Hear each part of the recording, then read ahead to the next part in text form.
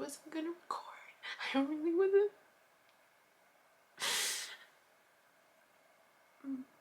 But it's just too many triggers. Too many triggers. I was doing just fine.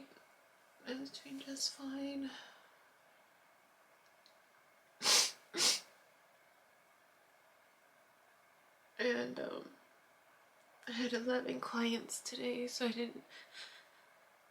It's 11:44 p.m. I should be working, but I'm packing. I'll probably have a late start tomorrow, but I was packing. I'm like, okay, I'm gonna get my work done. That means I'll have extra time. I don't know. I think the kids are still being in school, so I'll have the morning to myself. And I only have videos for 2 more days, really, so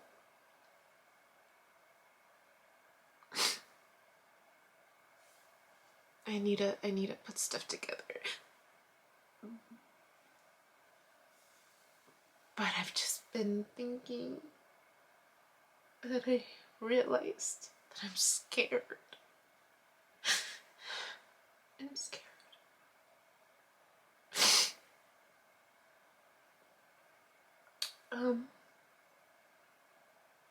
Just reflecting, like today it was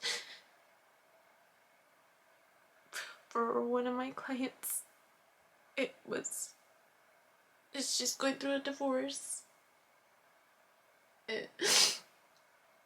You know, when I self-disclose as a way to provide support, like you're not alone type of thing, I started telling my clients, I'm like, so whenever I say story time with you, B, right, that means I'm gonna self-disclose something if you're open to it. And they're like, yeah, that's fine. So I just shared about my divorce, pending, not even pending, I'm even still waiting for my tax money to come in to do that. But she's navigating, trying to figure out how to start the paperwork process, right? And social media stuff. I was like, oh my gosh, here we go again. More triggers, right? So I shared, and then this awareness within her, like, how is he selfish? Like, just similar questions that I would ask myself.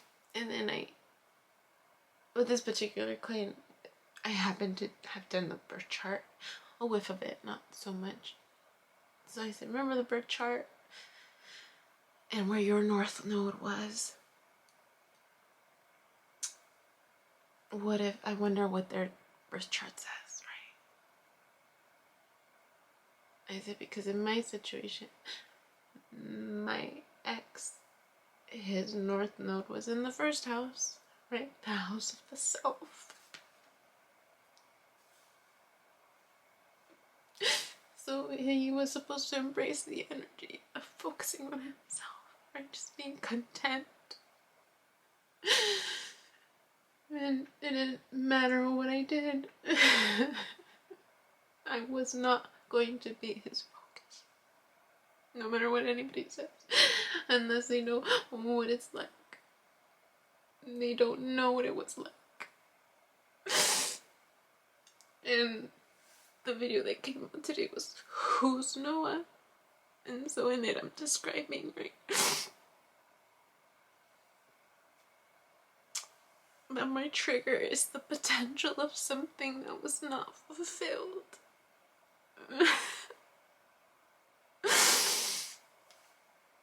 The wonder of what if, and that I'm not one to live a life of regret, that I give all of myself when I jump in. When I jump in, I give all of myself. And I write in the description box that Miss Christina warned me about this. Miss Christina, the one who did my birth chart. what did she say? She said I had something about Vega, Star Vega, or something like that, and I forgot. Orpheus. Orpheus. It's the story of Orpheus. Orpheus diving into the underworld. That's how much I can love. How deep I can love. That I would go to the underworld for the people I love. And even though I had this affair, right? I wonder,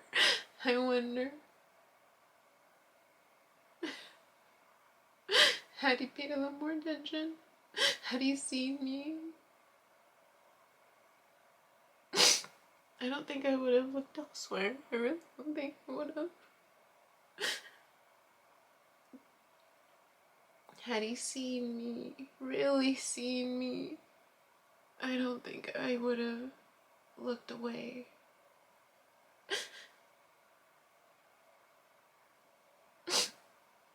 Because he was great in bed.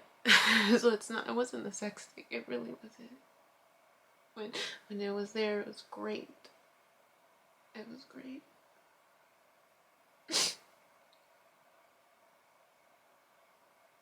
When it was there. Still putting my sense of self outside of me, right? So, Miss Christina said that if I do that, I would feel stuck. So she advised against it. She said, I'm not supposed to wait for anyone. I'm not supposed to look back. I'm supposed to keep moving forward and allow what is meant for me to catch up to me if it's meant to be. That's what she said. And I know overall I'm supposed to get more and more comfortable with letting go of relationships, and I feel like I am. Like it's easier for me to be like, okay, peace, right? Emotionally detach myself. And I can do that. I know I can. It just sucks when the universe keeps like presenting itself as like, oh, because clearly it's wanting me to heal it.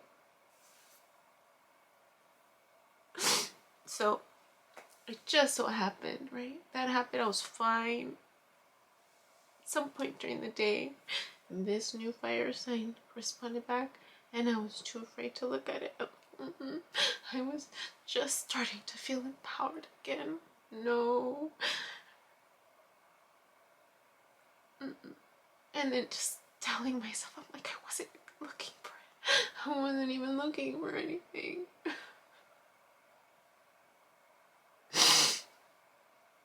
I didn't listen to it. I haven't listened to it yet. I'm afraid to hear what it says. Because I don't want to lose myself. I don't want to lose myself.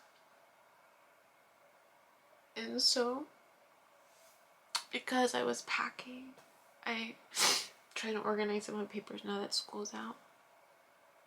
And I was putting together, like, trying to put a binder together for, like, the video stuff, just to have it all in one place, right? Because I tend to be all scattered. So in the process of looking, I found the bubble letter. An old letter.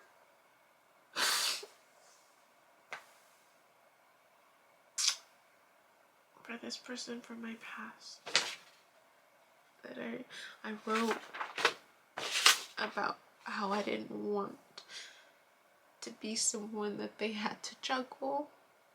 I didn't want to be someone that they felt forced to interact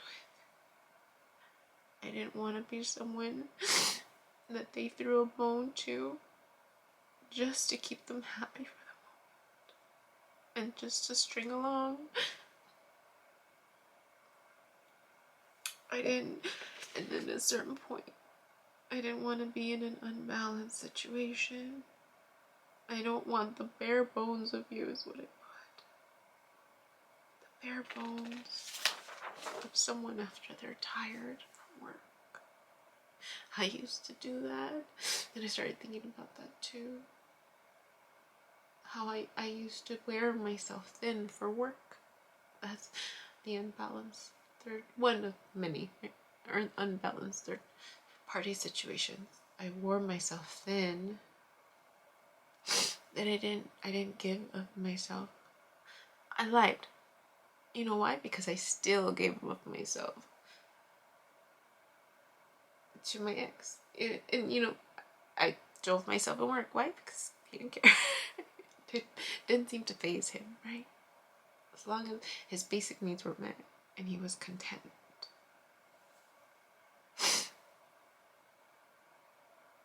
And I gave myself to work, to all these other situations except for myself.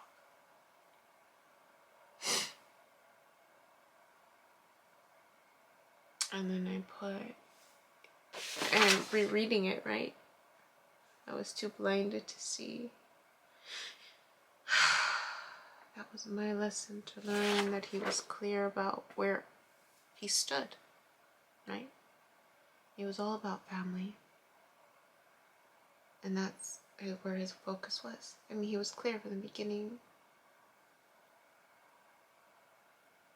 It was clear.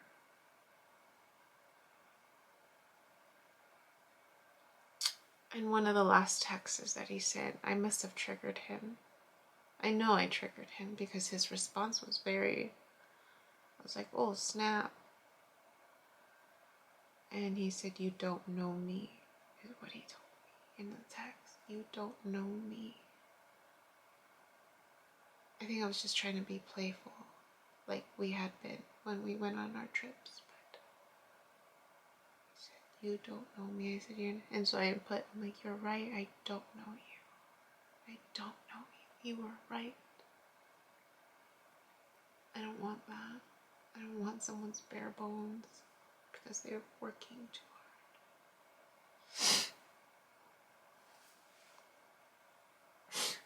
So I'm afraid.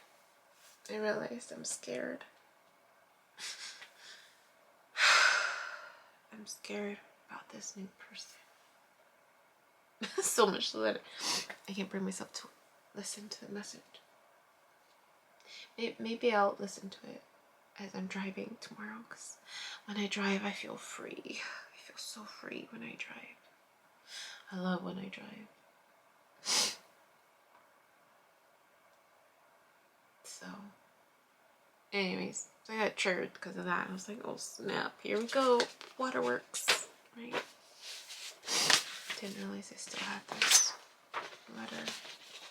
And then these questions. I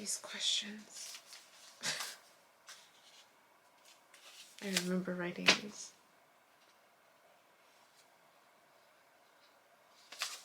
I mean, they weren't for him, they were for the person before him.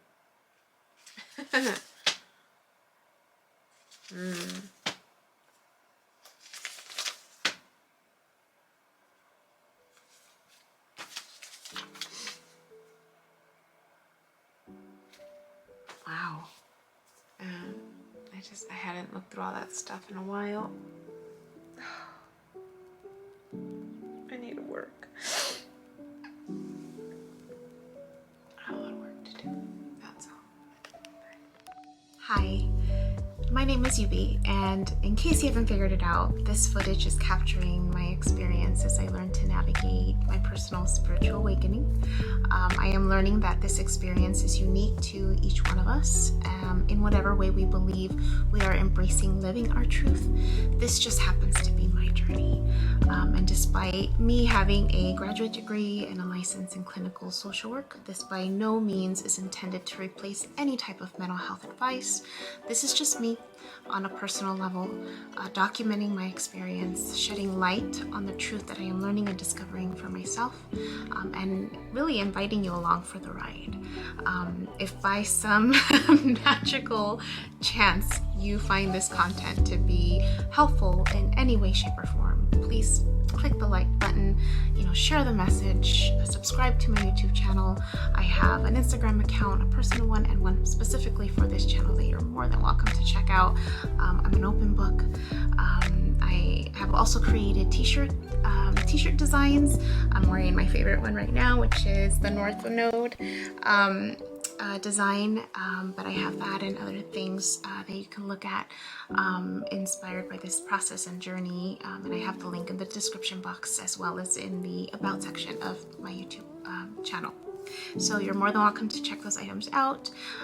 Any type of support is great.